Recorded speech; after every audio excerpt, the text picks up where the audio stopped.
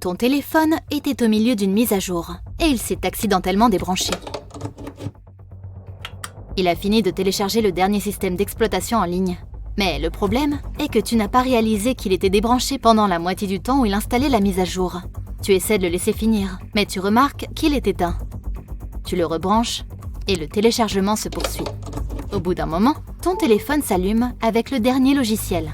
Tu es impatient de découvrir les nouvelles fonctionnalités. Mais ton iPhone présente des dysfonctionnements. L'écran d'accueil ne fonctionne pas correctement et il est toujours en retard. Certaines des applications existantes ne roulent pas correctement et tu ne peux pas accéder à certains fichiers. Dans le monde de la technologie, cela signifie que ton téléphone est une brique. Ouais, ce que tu as dans les mains, c'est juste une brique coûteuse. Le firmware est un logiciel intégré dans le matériel informatique. Ou un logiciel pour le matériel informatique, pour faire simple. Ce n'est pas comme un logiciel ordinaire qui peut être transféré d'un appareil à l'autre ou quelque chose qui peut être désinstallé quand tu veux. De nombreux appareils en ont un, comme les téléphones, les appareils photo, les consoles de jeux, les routeurs et les ordinateurs. Chaque micro-logiciel est unique pour chaque appareil. C'est pourquoi son installation est très sensible. Ainsi, lorsque ton appareil se brique, en gros, tout ce qui était en train de se mettre à jour dans ton appareil s'est retrouvé bloqué à mi-chemin. Le micro-logiciel n'est qu'à moitié remplacé par une interruption externe et ne peut plus fonctionner normalement. La bonne nouvelle est que tous les cas ne sont pas identiques. Certains téléphones peuvent être aussi inutiles une brique, tandis que d'autres peuvent être sauvés. S'ils fonctionnent encore à moitié, alors il y a un moyen d'utiliser ton téléphone quand cela arrive. La mauvaise nouvelle, c'est qu'un appareil en brique ne peut pas être réparé par des moyens normaux. C'est pourquoi le message « Ne peut pas éteindre l'appareil pendant l'installation » est toujours affiché. Tu peux peut-être t'en sortir avec une coupure de courant de quelques secondes. Mais il vaut mieux laisser ton appareil branché à chaque fois qu'une mise à jour est effectuée. Et cela s'applique à tous les appareils dotés d'un micro-logiciel.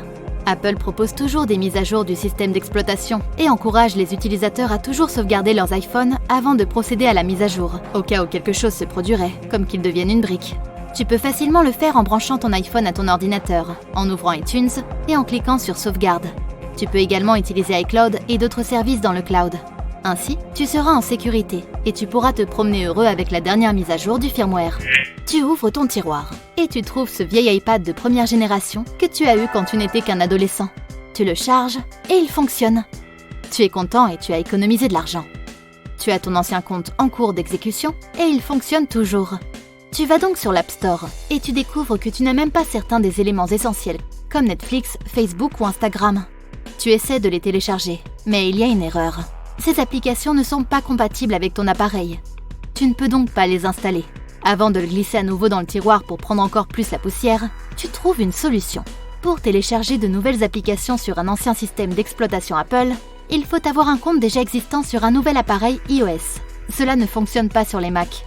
Si tu as déjà un compte existant sur un nouvel iPhone ou iPad, tu dois te connecter avec ces identifiants sur l'ancien iPad. Une fois que tu l'as fait, ouvre tes applications et tu peux voir une liste de toutes tes applications téléchargées qui sont présentées sur ton téléphone. Tu ne les télécharges donc pas depuis l'App Store, mais plutôt depuis ta liste d'applications. Tu peux maintenant profiter de toutes les nouvelles applications sur ton ancien appareil. Si tu te sens nostalgique, tu peux même télécharger un émulateur de console de jeu sur ton appareil Android. Il te permettra de jouer aux anciens jeux que tu aimais quand tu étais plus jeune.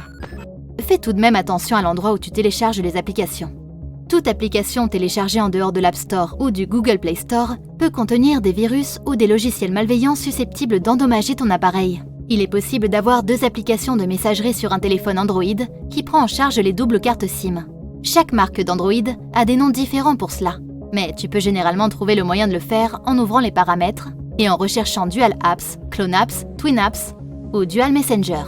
Une fois que tu l'as activé, tu peux ouvrir une nouvelle application de messagerie pour tes nouveaux contacts sur la nouvelle carte SIM. Il est essentiel de prendre soin de tes téléphones. S'il est équipé d'un écran OLED ou AMOLED, tu peux économiser une grande partie de la batterie en utilisant le mode sombre sur le système et les applications en cours. En revanche, les écrans LSD éclairent ton téléphone grâce à un rétroéclairage qui reste allumé en permanence, même si ton téléphone n'a pas une forte luminosité. Les écrans AMOLED ou OLED activent chaque pixel pour produire de la lumière. Ainsi, en mettant ton téléphone en mode sombre, moins de pixels sont allumés, ce qui te permet d'économiser de la batterie. Et pour passer à la vitesse supérieure, tu peux abandonner l'image de ton chien sur ton écran d'accueil et de verrouillage et opter pour une image noire toute simple. Ainsi, lorsque tu déverrouilles ton téléphone et que tu l'utilises, tu consommes à peine de la batterie. Parfois, on se lasse un peu de la même interface en permanence. Si tu possèdes un téléphone Android, tu peux facilement télécharger un nouveau lanceur et changer toute la configuration de ton téléphone.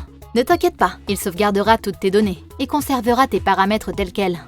Tu peux télécharger de nombreux types de lanceurs pour répondre à tes besoins. Si tu veux moins de distractions sur ton téléphone, tu peux trouver un lanceur qui minimise tout, des paramètres à la page d'accueil, et te laisse juste utiliser les apps essentielles pour ce dont tu as besoin. Il peut cacher certaines applications de réseaux sociaux qui te distraient toujours lorsque tu travailles ou fais quelque chose d'important. Et tout comme il existe des lanceurs qui minimisent ton interface, il en existe qui en font ressortir le meilleur. Tu peux installer un lanceur qui affiche les détails des performances de ton téléphone et redessiner le tout pour qu'il soit plus attrayant. Mieux encore, tu peux revenir à ton lanceur d'origine quand tu le souhaites. Tu peux effectuer correctement le multitâche si tu utilises un téléphone ou une tablette Android. L'option peut ouvrir 3 applications différentes en même temps. Ainsi, si tu regardes une vidéo passionnante et que quelqu'un t'envoie un message, tu peux diviser l'écran en deux, en haut et en bas, pour profiter de la vidéo et répondre au message. Si tu as besoin de lire un email rapide, tu peux facilement l'insérer dans l'application et avoir la vidéo en cours de lecture, la discussion avec ton ami et ton email ouverts simultanément. Pour les utilisateurs de Samsung, il existe un dossier caché dans les paramètres qui te permet d'accéder à de nouvelles options pour personnaliser ton téléphone. Va dans l'option paramètres et appuie sur « À propos de l'appareil » ou « À propos du téléphone ». Fais défiler vers le bas jusqu'à ce que tu vois « Numéro de build ». Appuie 7 fois sur ce bouton. Après avoir fait cela, tu devras entrer ton code PIN ou ton mot de passe et activer les options développeur. Félicitations, tu es maintenant un développeur.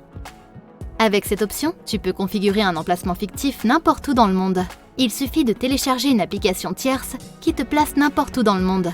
Si tu es à New York et que tu veux donner l'impression d'être à Paris, lance l'application et choisis l'endroit où tu veux être. Ton GPS te montrera avec les routes, le trafic et d'autres choses qui se passent autour de toi. Tu viens de t'offrir le dernier téléphone du marché, avec plus de 100 mégapixels. Tu prends toutes sortes de photos avec tous les réglages possibles. Mais lorsque tu regardes tes photos et que tu les compares à celles du téléphone de ton ami, tu te rends compte que tes images ne sont pas aussi bonnes que les siennes. Même si l'appareil photo de son téléphone fait environ 64 mégapixels. De nombreux fabricants de téléphones aiment annoncer en gras les plus hauts mégapixels du téléphone sur le marché aujourd'hui. Mais les mégapixels ne sont qu'une mesure de la taille de l'image et non de sa qualité. Ainsi, même si tu as un nombre de mégapixels très élevé, tu auras toujours une qualité d'image moyenne si le capteur de ton téléphone est faible. La seule chose sympa que tu peux faire est d'imprimer l'image sur un grand tableau pour un nombre de mégapixels aussi élevé. Mais elle n'aura pas la couleur, la profondeur, le contraste, la saturation, les détails et d'autres éléments qui font qu'une image est bonne. Un bon traitement du capteur est donc la clé. De nombreux appareils photo réflexes numériques n'ont pas autant de mégapixels. Ils sont faibles comparés aux smartphones de nos jours. Mais leurs capteurs sont bien plus performants. Les smartphones modernes, comme les réflexes numériques, peuvent avoir la possibilité de sélectionner manuellement les paramètres pour obtenir la meilleure qualité d'image. Mais au bout du compte, c'est le réflexe numérique qui l'emporte.